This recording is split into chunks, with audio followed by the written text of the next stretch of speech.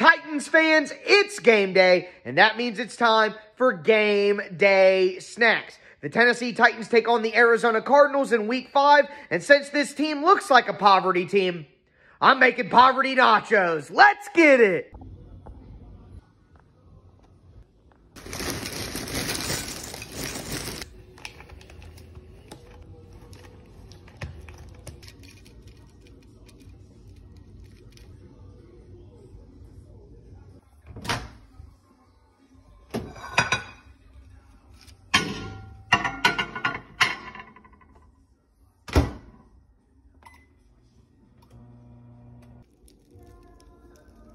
All right, Titans fans, that's your Week 5 game day snack.